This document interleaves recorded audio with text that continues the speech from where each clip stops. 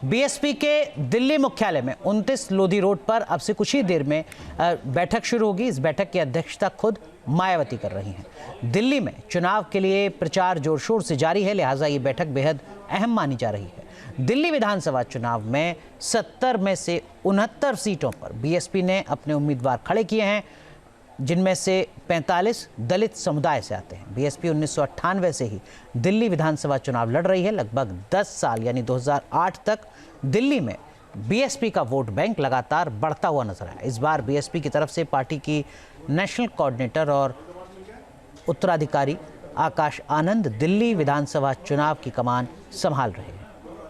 हमारे सहयोगी राहुल डबास हमारे साथ जुड़ चुके हैं। राहुल डबास, आप किस तरीके से देख रहे हैं बीएसपी की इस राजनीतिक चुनौती को और किस तरीके की रणनीति पर काम कर रही है पार्टी?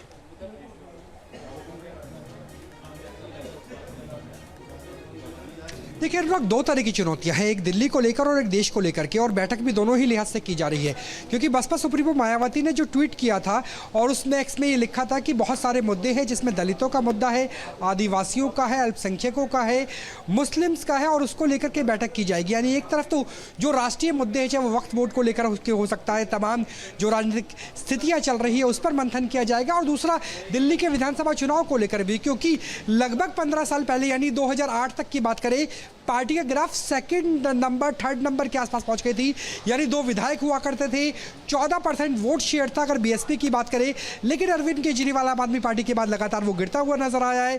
अब आकाश आनंद किस तरीके से चेंज कर सकते हैं, क्योंकि मायावती ने अपने जन्मदिन पर यह भी कहा था कि मैं वोट डालने के लिए दिल्ली की जनता से अपील करती हूँ और जनाधार को बढ़ाने के लिए पार्टी के कार्यकर्ताओं को, काडर को मिलकर काम करना चाहिए। ना सिर्फ दिल्ली को लेकर के बल्कि ऑल इंडिया स्तर पर भी पार्टी किस तरीके से आने वाले विधानसभा चुनाव में काम कर रही है और कैसे अपने काडर को ज्यादा बेहतर बनाया जा सकता है, उसको लेकर के भी ये मंथन किया जाएगा। थोड़ी देर में बैठक की शुरुआत होगी, जिसमें कई पूर्व मंत्री होंगे। कैबिनेट मंत्रियों की बात करें, उत्तर प्रदेश सरकार में जो रह चुके हैं, उसके अलावा पूर्व सांसद भी होंगे, और ये बैठक लगभग 2 से 3 घंटे तक चल सकती है। बीएसपी के दिल्ली मुख्यालय में 29 लोधी रोड पर अब से कुछ ही देर में बैठक शुरू होगी। इस बैठक की अध्यक्षता खुद मायावती कर रही हैं। दिल्ली में चुनाव के लिए प्रचार जोर शोर से जारी है, लिहाजा ये बैठक बेहद अहम मानी जा रही है।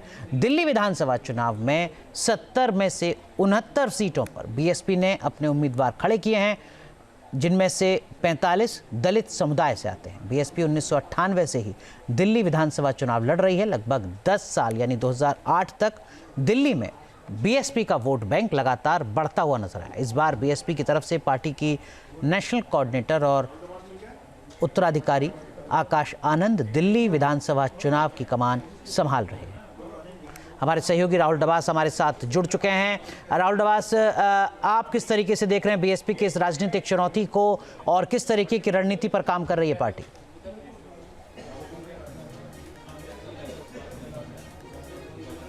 देखिए अनुराग, दो तरह की चुनौतियां हैं, एक दिल्ली को लेकर और एक देश को लेकर के, और बैठक भी दोनों ही लिहाज से की जा रही है।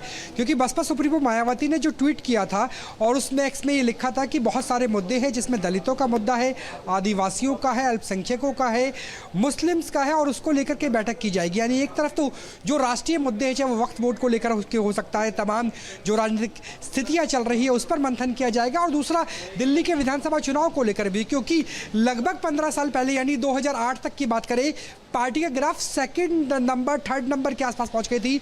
यानी 2 विधायक हुआ करते थे, 14% वोट शेयर था अगर बीएसपी की बात करें। लेकिन अरविंद केजरीवाल आम आदमी पार्टी के बाद लगातार वो गिरता हुआ नजर आया है।